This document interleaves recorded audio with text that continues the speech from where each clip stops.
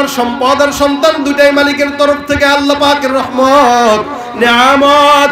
ইয়াকুব পয়গম্বর একদিন গোসলখানায় ঢুকলেন, সুস্থ হওয়ার পর যখন অসুস্থ ছিলেন, অবাক হঠাৎ করে সুস্থ হওয়ার পর গোসলখানায় গোসল করেন, হঠাৎ করে তাকায় দেখে আসমান থেকে কেমন যেন আল্লাহ পাকের নিয়ামত জমিনের মধ্যে পড়তেছে। এত নিয়ামত অন্য কোন সময় দেখে নাই। সম্পদ আসমান থেকে আল্লাহ পাক ফেলায়, ইয়াকুব পয়গম্বর সুন্দর করে সম্পদগুলো ধরতে যায়। এক বান্দা ডাক দেয়া বলে, আপনি নবী হওয়ার পর কেন আসমান থেকে সম্পদগুলো গ্রহণ করেন? উনি ডাক দেয়া বলেন, আল্লাহ পাক ধনী আল্লাহ, বড়লোক আল্লাহ আমার মতো গরিব বান্দার জন্য আসমান থেকে গায়বী ভাবে সম্পদ পাঠাইছেন। এগুলো আল্লাহ পাকের রহমত, এগুলো আল্লাহ পাকের নিয়ামত, মিন ফাদলিল্লাহ, আল্লাহ পাকের রহমত থেকে, দয়া থেকে আমরা গ্রহণ করলাম। সুতরাং হে বান্দারা, আমি ফকিন্নি হওয়ার পর আমার দাতা আল্লাহর দেনাওয়ালা সম্পদ যদি গ্রহণ না করি, আমার মালিক ডাক দিয়া বলবে, আমি তোর রহমত দিলাম, তুই গ্রহণ করলি না। সুতরাং আল্লাহ পাক বেজার হবে বলে আল্লাহর রহমতগুলো কুড়ায় কুড়ায় নিতেছি। হে মুসলমান, এটা আল্লাহ পাকের দয়া, আল্লাহ পাকের রহমত। তবে খবরদার মনে রাখতে হবে, সম্পদ অর্জন করতে যায় পাগলের মতো হালাল হারামের মধ্যে তমিজ নাই। একদিকে হারাম খায়, আরেকদিকে সুদ খায়, আরেকদিকে ঘুষ খায়, আরেকদিকে সরকারি মালকে নিজের মনে করে দুর্নীতিও করা আছে না। এই সমস্ত সম্পদ, যেই বান্দা সম্পদ অর্জন করতে গেলে হারামের দিকে আগায়, যেই বান্দা সম্পদ অর্জন করতে গেলে সন্ত্রাসী কার্যক্রমে যায়, সম্পদের জন্য জেনা করে, সম্পদের জন্য হারাম করে, সম্পদের জন্য সুদ খায়, সম্পদের জন্য ঘুষ খায়, ওই বান্দার যত শিক্ষা অর্জন করুক না কেন, শিক্ষিত হতে পারে না, সে শিক্ষিত শয়তান। ওরা হলো দেশের লাগি মহামারীর মতন, ফাইলে কলম ঠেকাইয়া চালায় শুধুই নির্যাতন। ঘুষের টাকায় ওদের ভুরি, ঘুষের টাকায় ওদের ভুরি, করে যে টানটান। ওরা শিক্ষিত শয়তান, ওরা শিক্ষিত শয়তান, ওরা শিক্ষিত শয়তান। শিক্ষাঙ্গনের দিকেও ভাইরে দেখো না চোখ মেলিয়া, ছাত্ররা সব বই ছাড়িয়া আছে শুধু প্রেম লইয়া। এখানে ঠিকঠাক এখলাস একটু বেশি ছিল, কি বলেন? এই ঠিকঠাক এখলাস বেশি কেন? এলাকার ভিতর প্রীতি চলে বেশি, ঠিক না? সময় মতো বিয়ে করবে না, সন্তানও নেবে না, আকাম করে বেড়াবে জায়গায় জায়গায়। 30-35 বছর হয়ে গেছে, বিয়ে যারা করেন নাই অসংখ্য মানুষ এখানে আছেন। যদি হাত তুলতে বলে অনেকেই হাত তুলবে, কিন্তু এই কথা বলার পর এখন তুলবে না। এলাকার ভিতরে বসে বসে, কিরে ভাই বিয়ে করো না কেন? যার বউ নাই তার বড় অভাব নাই। খাওয়াবো কি? এই কুকুরকে যদি মালিক খাওয়াইতে পারে, আমাদেরকে পারবে না খাওয়াইতে? আপনার আমার জন্মের, পৃথিবী সৃষ্টি করার 50,000 বছর আগে আল্লাহ পাক রব্বুল আলামিন দুনিয়াতে কোন বান্দা কি খাবে এটা লিপিবদ্ধ করে দিয়েছে। ইন্না আউওয়ালা মা খালাকাল্লাহুল কলম সুম্মা ক্বালা লাহু উকতুব ফাজারা ফি তিলকা সাআতি কাইনুন ইলা ইয়াউমিল কিয়ামা। কিয়ামত পর্যন্ত কোন বান্দা কি করবে, কি যাবে, আজকের মাহফিলে কারা আসবে, কে আলোচনা করবে, কে মেহমান হবে, কে কি খাবে, সব কিছু পৃথিবী সৃষ্টি করার আগেই লিখে রেখেছেন কে? সুতরাং আপনি দুর্নীতি করলেও ততটুকুই পাবেন যতটুকু ভাগ্যে থাকবে, কি বলেন? আপনি দুর্নীতি না করলেও ততটুকু পাবেন যতটুকু ভাগ্যে থাকবে। আপনাকে হাজারো ক্ষতি করার পরও ততটুকুই ক্ষতি করতে পারবে যতটুকু ভাগ্যে লেখা আছে। এর চেয়ে বেশি সারা দুনিয়ার মানুষও যদি আপনার বিরোধিতা করে ক্ষতি করতে পারবে। সুতরাং বিয়ে সময় মতো করেন, সম্পদ দেনেওয়ালাকে। আপনি বিয়ে করবেন যত তাড়াতাড়ি, তাড়াতাড়ি বলতে সময় মতো বিয়ে করবেন, সন্তানেও বরকত হবে, সম্পদেও বরকত হবে।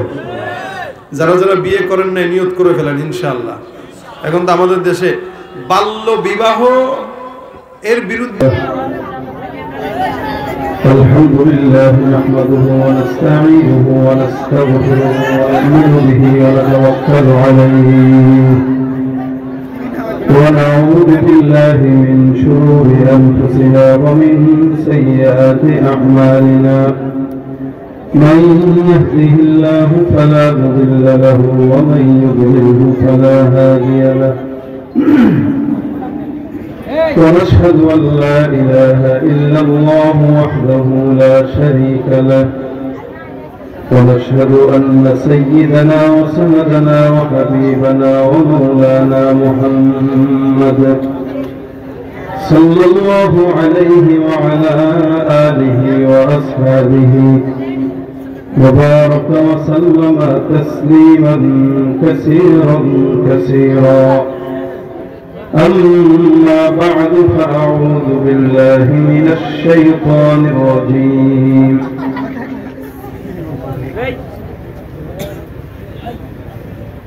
কি ব্যাপার আপনারা এটা কি মেলা বানাই দিচ্ছেন তো বেয়াদব কারা এরা একটা আওয়াজ যদি শুনি আমি সোজা বসে চলে যাবো হাজবামি করতে আসেন এই কোলাবানগুলো কেন আগে দিচ্ছেন গায়ের মোকাল্লাফ সবগুলো এখানে বসছে একটার উপর নামাজও পড়া যায় না কেন শুনে বসবে এরা একটা আওয়াজও শুনতে চাই না ভালো লাগলে থাকেন নয়তো চলে যান এটা বক্তব্য না এটা নেতাদের কোনো বক্তব্য না আস্তাগফিরুল্লাহ বলুন সবাই আল্লাহ পাক মাফ করুন আমাদেরকে أعوذ بالله من الشيطان الرجيم بسم الله الرحمن الرحيم إنما أموالكم وأولادكم فتنة صدق الله مولانا العظيم وقال النبي صلى الله عليه وسلم وقال النبي صلى الله عليه وسلم كن في الدنيا كأنك غريب أو عابر سبيل شكرا زمان فردور شويتون اللهم صل على محمد وعلى آل محمد كما صليت على إبراهيم وعلى آل إبراهيم إنك حميد مجيد اللهم بارك على محمد وعلى آل محمد كما باركت على إبراهيم وعلى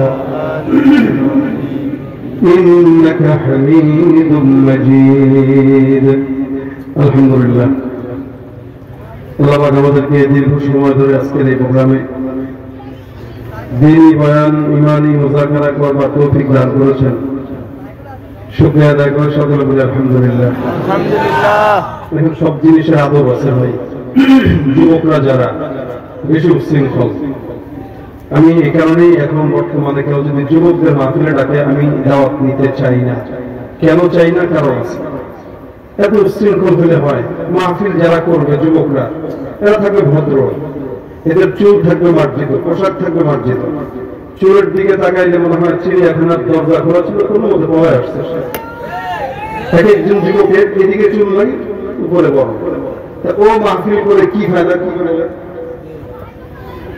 এই জন্য যুবক যারা এখানে কথা বলছে তখন থেকে লক্ষ্য করতেছে আপনারা বেয়াদবি আচরণ করে যাচ্ছেন এটা কোন ধরনের শিক্ষা আপনাদের বলেন তা আপনার সামনে আমি কি বয়ান করবো আপনি যদি এই টাইপের আলো বলা হন যেখানে কোরআনের মজলিসে সাহাবা একরামরা বলছেন রাসূল যখন বয়ান করতেন আমরা এমন ভাবে বসে থাকতাম চুপচাপ যেন আমাদের মাথায় কাক বসে থাকতো পাখি বসে থাকতো একটা পাখি একটা কাক কোথায় বসে যেখানে নিরাপদ নড়াচড়া হয় না ওই জায়গায় বসে রাসূলের বয়ান শোনার পরে সাহাবা একরামরা এভাবে চুপচাপ বসে থাকতো যে কাক পক্ষী তাদের মাথায় এসে বসতো এরা টেরও পাইতো না এটা মানুষ নাকি গাছ সেখানে আমরা কোরআনের মধ্যে শুনতেছি এখানে দ্বীনের আলোচনা শুনবো এই হাসি তামাশা এগুলো কি ভাই আল্লাহর কোরআনের সঙ্গে বেয়াদবি আল্লাহর কোরআনের সঙ্গে ঠাট্টা মশকরা ছাড়া কিচ্ছু হইতে পারে না এই কারণে আবেগের ঠালায় কোনো দুষ্টমি ফাইজলামি অন্য জায়গায় করবেন অন্তত প্যান্ডেলে যতক্ষণ থাকবেন ততক্ষণ করবেন না পারবেন কথা বলেন পারবেন আপনাদের যদি কষ্ট হয় বলেন আমি 10 মিনিটে কথা বলে শেষ করে দিই যেহেতু বয়ানে বসছিল দেরিতে ইনশাআল্লাহ 12টার ভিতরে শেষ করে দিব কারণ আমি নিজে ব্যক্তিগতভাবে 12টার উপরে মাহফিল করার পক্ষে না আমার মাহফিল যারা রাখে এদের কাছে আমার ওয়াদা দেওয়া থাকে ফরমে লিখিত থাকে 12টার উপরে 1 সেকেন্ড ওয়াজ করবো না কারণ আমি দাওয়াত নিয়েছি 8 তারিখের, 9 তারিখে আমি নামাজ পড়তে পারবো না। 12টা মানে 8 তারিখ পর্যন্ত। 9 তারিখে আমার ডেট অন্য জায়গায়, সুতরাং 9 তারিখে নামাজ হবে না। আর যতক্ষণ শুনছেন এতক্ষণ পর্যন্ত দীর্ঘ সময় আলোচনা শুনছেন, এরপরে যদি এখান থেকে এতটুকু আদব শিখতে না পারেন যে কোরআনের উদ্দেশ্যে কিভাবে আদব করে বসতে হয়, তাহলে বয়ান সারা রাত করলেও আপনাদের আদব হবে না। আর যারা মানার অল্পতেই মানতে পারে, আল্লাহ আমাদেরকে অল্পতে মানার তৌফিক দান করুন। আপনি এই জায়গায় থাকলে আমার এই জায়গায় আপনিও রাগ করতেন, কারণ এখানে বসে যিনি কথা বলে সামনের শ্রোতারা যখন অন্যদিকে মনোযোগী হয় তখন কথা বললে আমার খারাপ লাগে। কি বলেন? আর যেখানে কোরআনের মজলিস যতক্ষণ থাকবেন চুপচাপ, আমি আপনাদেরকে মুখতাসার সময় আলোচনা শোনাবো এবং আপনারা দীর্ঘ সময় সঙ্গীতও শুনেছেন। আজকে সঙ্গীত শুনতে শুনতে আপনার কান ঝালা পড়া হয়ে গেছে। আমি আপনাদেরকে শুধু আলোচনা শোনাবো ইনশাআল্লাহ। ফাঁকে আপনাদের অবস্থা বুঝে আমি যদি দেখি আমার মন মতো আপনারা আছেন, তাহলে হয়তো দুই একটা, বেশি না, দুই একটা শোনাবো। যেহেতু আজকে সব শিল্পীদেরকে দাওয়াত দিয়েছেন, বৌদ্ধজমর সাহেব ওয়াজ করছেন, গজলও শুনেছেন, সবাই যদি গজল গায় শোনাবে। আজকে শুধু আমি শুধু আপনাদেরকে আলোচনা শোনাবো, যেটা শুনবেন মানার নিয়তে এবং আমলের নিয়তে। রাজি আছেন? আল্লাহ পাক তৌফিক দান করুন বলেন আমিন। আর আমাদের সামনে ছোট্ট আয়াতের অংশ বিশেষ তেলাওয়াত করেছে, ছোট্ট আয়াতের অংশ বিশেষ। আল্লাহ পাক আয়াতে বলেন ইন্নামা আমওয়ালুকুম ওয়া আওলাদুকুম ফিতনা। দুনিয়াতে প্রত্যেকটা মানুষকে আমি আল্লাহ সম্পদও দিয়েছি, সন্তানও দিয়েছি। সম্পদ আর সন্তান এই দুইটা আল্লাহ পাকের তরফ থেকে কি বলেন তো? নিয়ামত। এক দল এক নিয়ামতের পাগল, আরেক দল আরেক নিয়ামতের পাগল। যেমন সম্পদ, পুরুষরা সম্পদের পাগল, আর সন্তান, নারীরা সন্তানের পাগল। এই কারণে একটা নারীকে আপনি সন্তান যত দিবেন, যদি সে নারী হয় তাহলে সে তত সন্তান নিতে চায়। আর বর্তমান সময়ে অবশ্য একটা স্লোগান আছে, দুটি সন্তানের বেশি নয়, একটি হলেই ভালো হয়। কদিন পরে বলবে একটাও দরকার নয়, বুড়া বুড়ি দুটোই থাক। এটা একটা গুনাহের স্লোগান, এটা একটা রাসূলের সঙ্গে নাফরমানির স্লোগান। কেন? রাসূল বলেছেন তাযাওয়াজুল ওয়াদুদ ওয়াল ওয়ালুদ ফাইন্নী মুকাসিরুম বিকুমুল উমাম। তোমরা অধিক সন্তান জন্ম দেনেওয়ালা মেয়েকে বিবাহ করো, তাহলে কি হবে? আমি আল্লাহর কাছে এই সমস্ত উম্মতদেরকে নিয়ে গর্ব করব। সুবহানাল্লাহ। রাসূল বলতেছেন অধিক সন্তান জন্ম দেনেওয়ালা মেয়ে বিবাহ করো। যেই মেয়ের মায়ের সন্তান আছে 10টা, বুঝতে হবে মেয়েও দিতে পারবো 10টা। 10টা দেওয়ার সুযোগ নাই তো, কারণ হাসপাতালে গেলেই পেট কাটার ধান্দা। কি বলেন? ঠিক না? পেট কাটার পরে সন্তানকে নিয়ে যায় অন্য রুমে, কানে যে আযান আর ইকামত দেওয়া লাগে এটারও তখন মনে থাকে না। যেই সন্তানের জন্মের পরে কানে আযান থাকে না, ইকামত থাকে না, ওই সন্তানই আল্লাহু আকবার আযানের ঘড়ির বিরোধিতা করে। ঠিক না? জন্মের পরে তো সে আযান শুনে নাই, জন্মের পরে তো সে ইকামত শুনে নাই, যার কারণে তার কাছে আযান কেউ মজা লাগে না, ইকামত কেউ মজা লাগে না। এই জন্য রাসূল বলেন যদি সন্তান হয় আযান দাও, ইকামত দাও, সুন্নতি নাম দাও, আকিকা করো, এটা সুন্নাত। রাসূল সাল্লাল্লাহু আলাইহি ওয়াসাল্লাম এভাবে উম্মতকে আদেশ দিয়েছেন।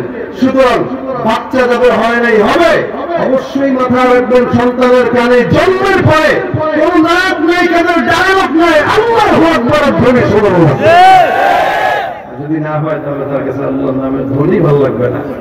কিন্তু আমাদের সমাজের পরিবেশ যেহেতু ভিন্ন, এই কারণে আমাদের চলতেও হবে ভিন্ন।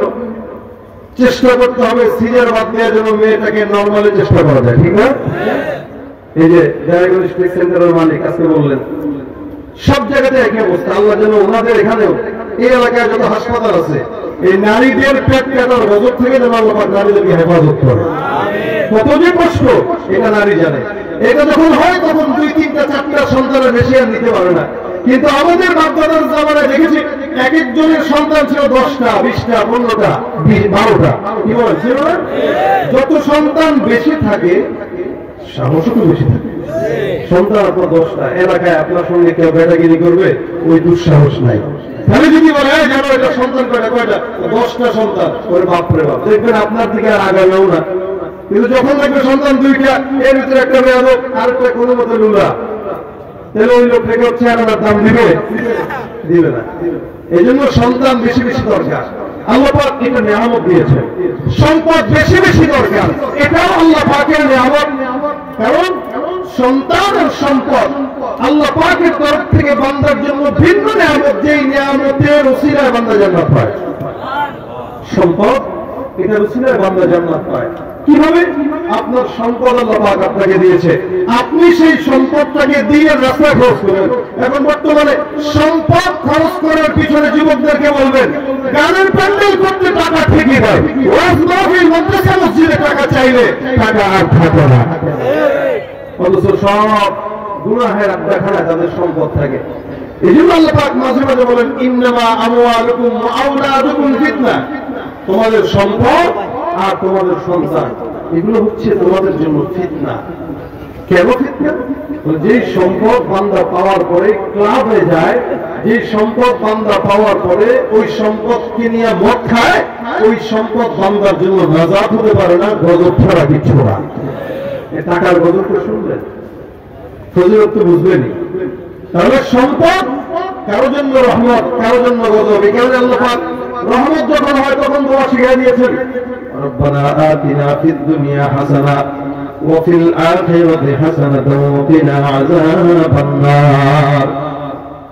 আল্লাহ পাক রব্বুল আলামিন শিখিয়ে দেন মুমিন, তুমি আল্লাহর কাছে চাও, রব্বানা, হে আমাদের রব, আতিনা ফিদ দুনিয়া হাসানা, দুনিয়ার কল্যাণ তুমি আমাদেরকে দান করো, দুনিয়ার কল্যাণ দান করো। দুনিয়ার কল্যাণের মধ্যে বান্দার সম্পদ আছে না নাই? দুনিয়ার কল্যাণের মধ্যে ক্ষমতা আছে না নাই? দুনিয়ার কল্যাণের মধ্যে সুন্দরী বিবি আছে না নাই? এগুলো সব হলো দুনিয়ার কল্যাণ। আল্লাহর কাছে দুনিয়ার কল্যাণ করেন, মালিক সম্পদ দাও, ক্ষমতা দাও, পাওয়ার দাও, সন্তান দাও, সুন্দরী বিবি দাও, এলাকার মধ্যে সুন্দর একটা সম্মানের অবস্থান দাও। রব্বানা আতিনা ফিদ দুনিয়া হাসানা, মালিকের কাছে ডাক দিয়া বলবেন আল্লাহ দুনিয়ার কল্যাণ দান করো। এরপর দুনিয়ার কল্যাণ যদি কেউ পায়, অফিল আখিরাতি হাসানা, আখিরাতের কল্যাণ দাও। আখিরাতের কল্যাণ মানে বান্দা মৃত্যুর সঙ্গে সঙ্গে জান্নাত পেয়ে যাবে। আখিরাতের কল্যাণ মানে বান্দার হিসাব নিকাশ সহজ হয়ে যাবে। আখিরাতের কল্যাণ মানে বান্দার সমস্ত সওয়াল জবাব কঠিন নয়, সহজ হয়ে যাবে। আল্লাহ বলে বান্দা দুনিয়ার কল্যাণ চাও, আখিরাতের কল্যাণ চাও। কারণ ফাইদা কুদিয়াতিস সালাতু ফান্তাশিরু ফিল আরদি ওয়াবতাগু মিন ফাদলিল্লাহ। হে ফরজ নামাজের পর আল্লাহ পাক রব্বুল আলামিন ডাক দিয়া বলে মুমিন, ফরজ নামাজ পার হয়ে গেল, ফজরের নামাজ শেষ, এখন তোমার জন্য অন্যতম ফরজ হলো ফান্তাশিরু ফিল আরদ। বিদেশে যাও, দুবাই যাও, আমেরিকায় যাও, লন্ডন যাও, সারা জমিনের মধ্যে সম্পদের জন্য ছুটো। কারণ ফরজ নামাজ শেষ হওয়ার পর জমিনের মধ্যে আল্লাহ পাকের রিজিক অন্বেষণ করা, এটা দ্বিতীয়তম ফরজ। বান্দা রিজিক বহন করবে, রিজিক অন্বেষণ করবে, সম্পদের মালিক হবে। 10 তলা বিল্ডিং করবে, সমস্যা নাই। গাড়ি করবে, সমস্যা নাই। এসি রুমে থাকবে, সমস্যা নাই। তবে এসি রুমে থেকেও যদি কোনো বান্দা আল্লাহকে না ভুলে, ওই বান্দাটার সম্পদ বান্দাকে জান্নাত পর্যন্ত নিয়ে যাবে। আমাদের দেশে কিছু মানুষ আছে সম্পদ পাওয়ার পর ওই সম্পদ নিয়ে ক্যাসিনোতে যায়, পাওয়ার পর টাকা দিয়া গাঁজা খায়, সম্পদ পাওয়ার পর টাকা দিয়া মদের আড্ডাখানায় যায়। ওই সম্পদটা বান্দার জন্য ফিতনা। আর যে সম্পদ পাওয়ার পর গরিব দুঃখীদেরকে দান করে, সদকা করে, টাকা দেয়, সহযোগিতা করে, কারো বিবাহের বন্দোবস্ত করে দেয়, এলাকার মধ্যে দ্বীনের কাজ করে দেয়, আল্লাহ বলেন ওই সম্পদটা বান্দার নাজাতের কারণ। সুবহানাল্লাহ। এই কারণে ভাইরা আমার, সম্পদ আর সন্তান দুটাই মালিকের তরফ থেকে আল্লাহ পাকের রহমত, নিয়ামত। ইয়াকুব পয়গম্বর একদিন গোসলখানায় ঢুকলেন, সুস্থ হওয়ার পর যখন অসুস্থ ছিলেন, হঠাৎ করে সুস্থ হওয়ার পর গোসলখানায় গোসল করেন, হঠাৎ করে তাকায় দেখে আসমান থেকে কেমন যেন আল্লাহ পাকের নিয়ামত জমিনের মধ্যে পড়তেছে। এত নিয়ামত অন্য কোনো সময় দেখে নাই। সম্পদ আসমান থেকে আল্লাহ পাক ফেলায়। ইয়াকুব পয়গম্বর সুন্দর করে সম্পদগুলো ধরতে যায়। এক বান্দা ডাক দিয়া বলে, আপনি নবী হওয়ার পর কেন আসমান থেকে সম্পদগুলো গ্রহণ করেন? উনি ডাক দিয়া বলেন, আল্লাহ পাক ধনী আল্লাহ, বড়লোক আল্লাহ আমার মতো গরিব বান্দার জন্য আসমান থেকে গায়বী ভাবে সম্পদ পাঠাইছেন। এগুলো আল্লাহ পাকের রহমত, এগুলো আল্লাহ পাকের নিয়ামত, মিন ফাদলিল্লাহ, আল্লাহ পাকের রহমত থেকে, দয়া থেকে আমরা গ্রহণ করলাম। সুতরাং হে বান্দারা, আমি ফকিন্নি হওয়ার পর আমার দাতা আল্লাহর দেনাওয়ালা সম্পদ যদি গ্রহণ না করি, আমার মালিক ডাক দিয়া বলবে আমি তোর রহমত দিলাম, তুই গ্রহণ করলি না। সুতরাং আল্লাহ পাক বেজার হবে বলে আল্লাহর রহমতগুলো কুড়ায় কুড়ায় নিতেছি। হে মুসলমান, এটা আল্লাহ পাকের দয়া, আল্লাহ পাকের রহমত। তবে খবরদার মনে রাখতে হবে, সম্পদ অর্জন করতে যায় পাগলের মতো হালাল হারামের মধ্যে তমিজ নাই। একদিকে হারাম খায়, আরেকদিকে সুদ খায়, আরেকদিকে ঘুষ খায়, আরেকদিকে সরকারি মালকে নিজের মনে করে দুর্নীতিও করা আছে না। এই সমস্ত সম্পদ, যেই বান্দা সম্পদ অর্জন করতে গেলে হারামের দিকে আগায়, যেই বান্দা সম্পদ অর্জন করতে গেলে সন্ত্রাসী কার্যক্রমে যায়, সম্পদের জন্য জেনা করে, সম্পদের জন্য হারাম করে, সম্পদের জন্য সুদ খায়, সম্পদের জন্য ঘুষ খায়, ওই বান্দার যত শিক্ষা অর্জন করুক না কেন, শিক্ষিত হতে পারে না, সে শিক্ষিত শয়তান। ওরা হলো দেশের লাগি মহামারীর মতন, ফাইলে কলম ঠেকাইয়া চালায় শুধুই নির্যাতন। ঘুষের টাকায় ওদের ভুরি, ঘুষের টাকায় ওদের ভুরি, করে যে টানটান। ওরা শিক্ষিত শয়তান, ওরা শিক্ষিত শয়তান, ওরা শিক্ষিত শয়তান। শিক্ষাঙ্গনের দিকেও ভাইরে দেখো না চোখ মেলিয়া, ছাত্ররা সব বই ছাড়িয়া আছে শুধু প্রেম লইয়া। এখানে ঠিকঠাক এখলাস একটু বেশি ছিল, কি বলেন? এই ঠিকঠাক এখলাস বেশি কেন? এলাকার ভিতর প্রীতি চলে বেশি, ঠিক না? সময় মতো বিয়ে করবে না, সন্তানও নেবে না, আকাম করে বেড়াবে জায়গায় জায়গায়।